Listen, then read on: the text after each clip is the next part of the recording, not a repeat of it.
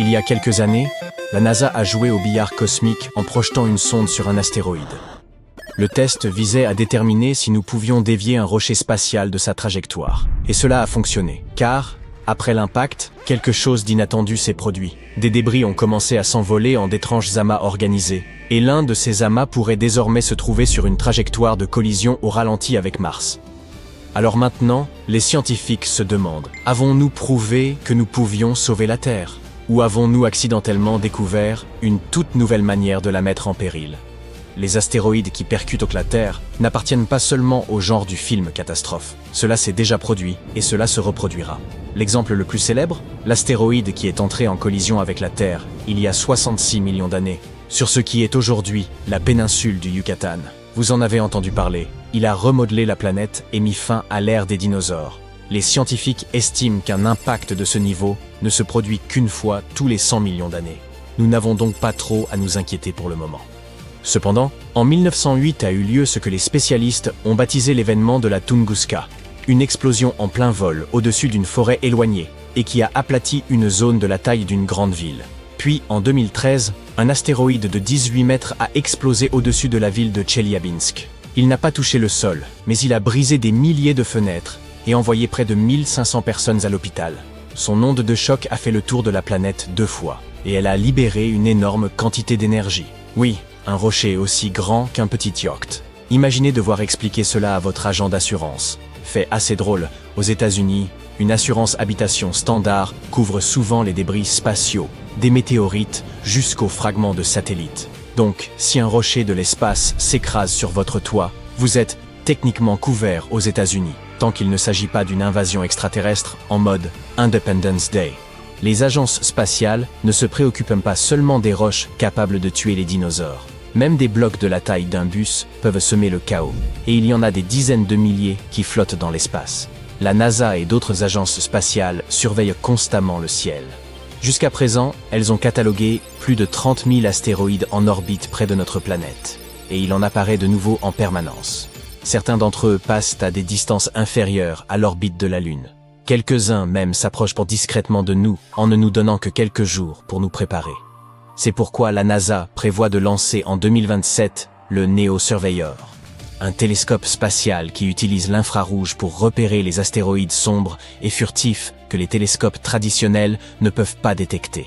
En gros, c'est comme si notre équipe de défense planétaire se dotait d'une vision nocturne. Plus important encore, l'objectif n'est plus simplement de les suivre, il s'agit de comprendre comment les arrêter si l'un d'eux devait devenir un problème. Telle était la vision derrière la mission DART de la NASA, acronyme de Double Asteroid Redirection Test. Fin 2021, l'agence a lancé ce vaisseau spatial de la taille d'un distributeur automatique pour un voyage de plus de 11 millions de kilomètres, afin de percuter un astéroïde à pleine vitesse. Pas d'explosifs, juste des capteurs, des caméras et pas mal d'élan. L'idée était de savoir si percuter un astéroïde à pleine vitesse pouvait le dévier doucement de sa trajectoire. La cible était Dimorphos, une petite lune de 160 mètres de diamètre orbitant autour d'un astéroïde appelé Didymos. Comme ces deux objets dansaient l'un autour de l'autre en un joli petit système binaire, tout changement dans l'orbite de Dimorphos était facile à repérer depuis la Terre. En gros, c'était le sujet parfait. Assez proche pour être surveillé, assez éloigné pour qu'il n'y ait aucun risque, et donc idéal pour une première collision officielle sur un astéroïde. Des télescopes au sol pouvaient suivre chaque oscillation et chaque décalage en temps réel. C'était comme de regarder une expérience spatiale depuis le confort de son jardin. Après environ 10 mois de voyage spatial, DART a finalement atteint sa cible. Un bel uppercut sur le menton du satellite. Un impact direct. Avant l'impact, Dimorphos gravitait autour de Didymos une fois toutes les 11 heures et 55 minutes. Mais après l'impact, cette orbite a diminué d'environ 33 minutes. En termes spatiaux, c'est énorme.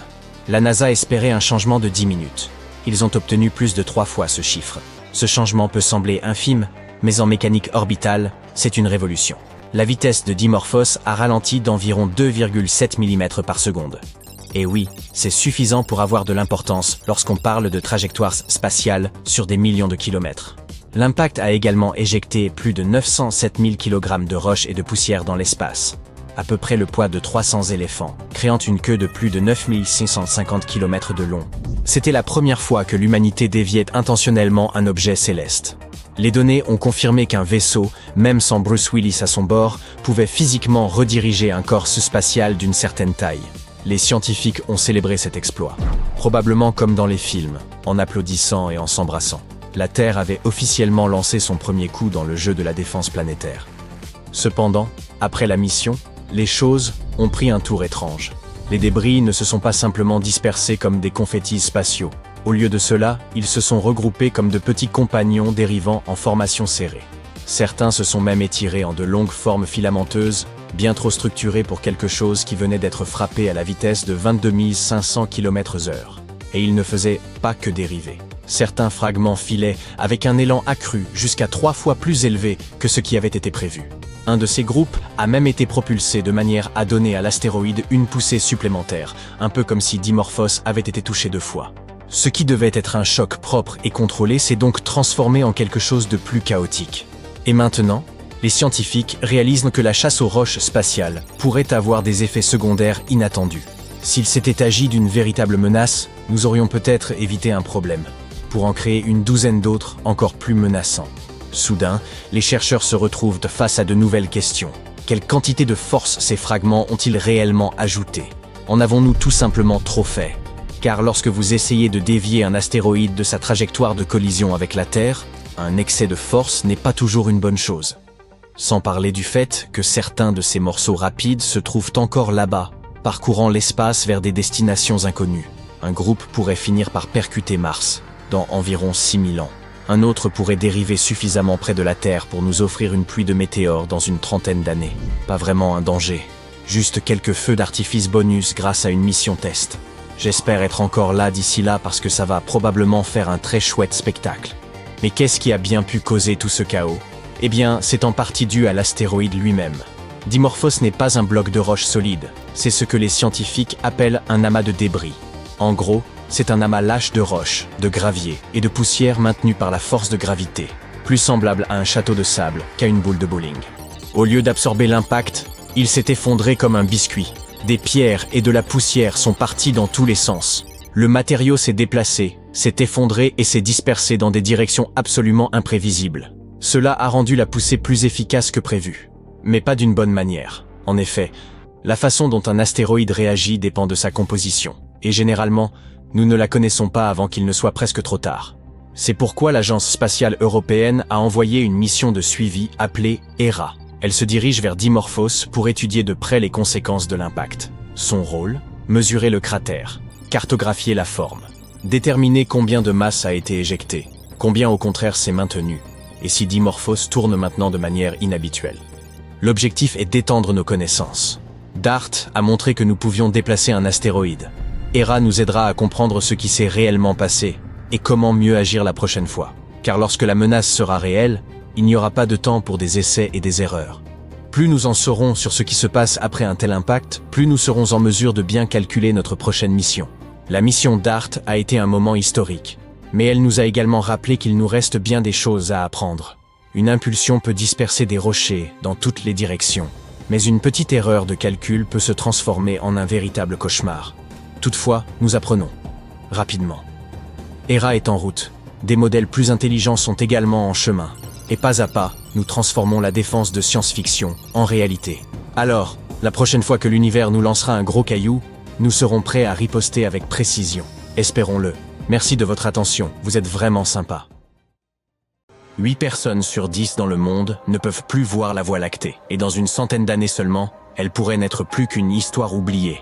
Ce n'est pas la galaxie qui disparaît, mais le cosmos qui s'efface. À l'époque de nos grands-parents, on pouvait lever les yeux et voir cette éclatante voûte étoilée, mais aujourd'hui, on est chanceux quand on peut compter les astres sur les doigts de la main. Cela n'a rien à voir avec la nature. C'est simplement dû à la menace grandissante de ce qu'on appelle la pollution lumineuse. La prochaine fois que vous vous promènerez dans une grande ville à la nuit tombée, prenez le temps de noter combien de lampadaires, de panneaux publicitaires au néon et d'immeubles de bureaux restent allumés toute la nuit.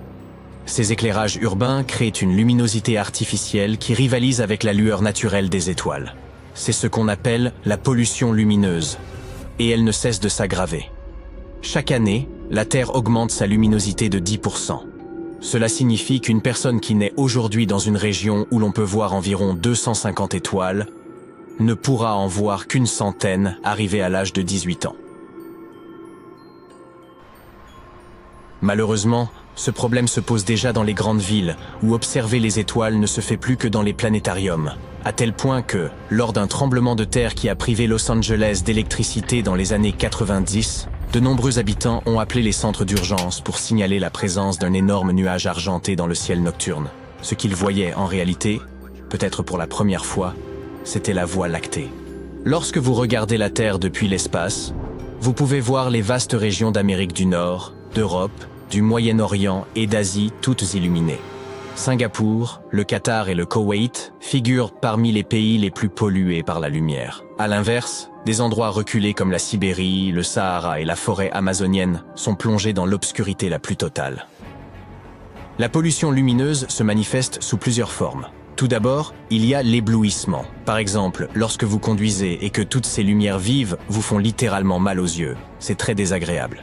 Ensuite, il y a l'accumulation, comme à Times Square avec toutes ces lumières brillantes éparpillées un peu partout.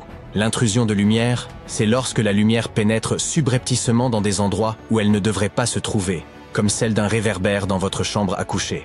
Enfin, il y a la surillumination, qui consiste à utiliser beaucoup trop de lumière artificielle sans raison valable, comme quand les bureaux restent allumés toute la nuit alors qu'il n'y a personne. Et toutes ces formes de pollution lumineuse ne se contentent pas de nous voler la beauté du ciel nocturne. Elles perturbent également les études astronomiques. Lorsque nous dépendons trop des lumières artificielles, le travail des télescopes terrestres s'en trouve perturbé. Et lorsque ces équipements ne peuvent pas faire leur travail correctement, nous avons besoin de télescopes spatiaux encore plus coûteux, comme Hubble et James Webb. Et soyons honnêtes, nous parlons là de milliards d'euros.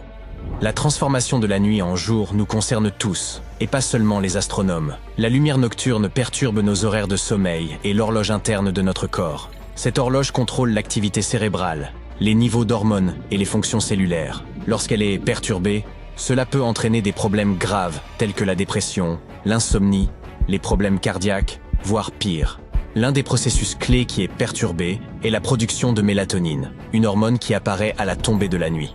Trop de lumière la nuit fait baisser le taux de mélatonine, ce qui entraîne du stress, de l'anxiété, des maux de tête et un manque de sommeil. La lumière bleue est particulièrement néfaste à cet égard. Vous pensez peut-être qu'il suffit d'activer le mode nuit sur l'écran de votre téléphone, mais vous vous trompez. La lumière bleue est également présente dans les ampoules LED, celles que nous utilisons à la maison et dans l'éclairage urbain parce qu'elles sont bon marché et économes en énergie. Ce que je veux dire, c'est que la lumière bleue est omniprésente et qu'il est très difficile de l'éviter complètement. C'est aussi en grande partie la raison pour laquelle nous ne sommes pas tout à fait sûrs de l'ampleur de la pollution lumineuse aujourd'hui. Certaines statistiques suggèrent que ce problème a augmenté de 49% en 25 ans, jusqu'en 2017. Mais le chiffre réel pourrait être encore plus élevé. Le fait est que la lumière bleue a des longueurs d'onde plus courtes, et les satellites dont nous dépendons aujourd'hui peinent à la détecter avec précision. Cela signifie qu'ils ne rendent pas compte de toute la mesure de la pollution lumineuse causée par les diodes électroluminescentes. Les animaux sont également perdus et désorientés. Leurs habitudes de sommeil sont elles aussi affectées. Une étude allemande a révélé que les merles des zones urbaines s'activent beaucoup plus tôt que ceux des habitats naturels. Ils se réveillent et commencent à chanter près de 5 heures plus tôt que leurs cousins de la campagne. Les comportements migratoires sont perturbés, en particulier chez les oiseaux, comme les moineaux et les grives qui se déplacent la nuit. Vous pouvez imaginer à quel point ils sont désorientés lorsqu'ils aperçoivent quelque chose comme la sphère de Las Vegas, éclairée par 1 ou 2 millions d'ampoules LED. La luminosité intense cache les étoiles et perturbe leur migration sur des milliers de kilomètres et de continents. Et ce n'est pas tout. L'éclairage artificiel est hélas également à l'origine de l'augmentation du nombre d'oiseaux qui s'écrasent sur les gratte-ciel et les immeubles de grande hauteur. Les insectes, notamment les moustiques, sont également affectés par la pollution lumineuse. Oui, ils sont un peu dégoûtants, et cela ne vous dérange peut-être pas qu'ils soient attirés par les lumières artificielles et, qu'ils subissent leur sort. Mais n'oubliez pas qu'ils constituent une source de nourriture essentielle pour de nombreux animaux, comme les chauves-souris ou les grenouilles, et qu'une perturbation de leur population pourrait perturber des chaînes alimentaires entières. Les lumières nocturnes posent également des problèmes sous l'eau. Les créatures marines qui vivent à proximité de panneaux lumineux au large de la côte galloise modifient leur comportement. Et il y a de moins en moins d'acidies et d'anémones de mer dans ces zones éclairées. Un autre exemple concerne les tortues de mer. Elles pondent généralement leurs œufs sur des plages et reviennent souvent au même endroit pendant des années. Mais lorsque ces plages sont trop éclairées la nuit, les tortues femelles peuvent être désorientées et elles décident de ne plus y pondre leurs œufs. Avons-nous vraiment besoin de toute cette lumière? Difficile à dire. Certaines personnes pensent même que c'est plus sûr ainsi. Mais tout le monde n'est pas d'accord. Vous voyez, c'est généralement l'éblouissement qui perturbe notre vue. Voici un exemple. Un lampadaire puissant bloque votre vue près d'un portail, et vous ne voyez rien d'autre que la lumière. Mais si vous couvrez partiellement la lumière avec vos mains, vous pouvez soudain repérer un intrus. Waouh! Ce que je veux dire, c'est que plus de lumière n'est pas toujours synonyme de plus de sécurité. Il s'agit de l'utiliser correctement. Et le fait de réduire l'intensité de l'éclairage peut en fait renforcer la sécurité. De plus, cela peut vous faire économiser de l'argent. À ce propos, le gaspillage de lumière a un impact considérable sur l'économie. Prenez par exemple un lampadaire classique. La lumière qu'il projette directement ne représente que 30% de la lumière totale qu'il émet. Rien qu'aux États-Unis, environ un tiers de la lumière nocturne est gaspillée. Cela représente un coût annuel stupéfiant de 2,2 milliards de dollars. Les lumières électriques n'ont pas que des inconvénients, bien sûr. Elles nous ont apporté de bonnes choses, comme l'allongement de nos journées, qui nous permet de faire plus de choses et de nous amuser après le travail. Mais nous pouvons tout à fait minimiser ce problème. Éteindre toutes les lumières serait formidable, mais soyons réalistes, c'est très difficile, voire impossible, de nos jours. Alors, que pouvons-nous faire? Utiliser des dispositifs sophistiqués tels que les variateurs de lumière, les minuteries et les détecteurs de mouvement pour s'assurer que notre éclairage est ultra efficace. Optez plutôt pour des lampes aux couleurs chaudes que pour une lumière bleue trop crue. Et utilisez des appareils d'éclairage à enveloppe fermée, comme ces magnifiques lampes de table à l'ancienne. Elles dirigent la lumière vers le bas, où vous en avez besoin, et vous évitent d'être ébloui et d'éclairer ce qui n'a pas à l'être. De plus, en réduisant le gaspillage de lumière, vous n'aidez pas seulement la planète, vous économisez aussi de l'argent sur votre facture d'électricité. Tout le monde y gagne.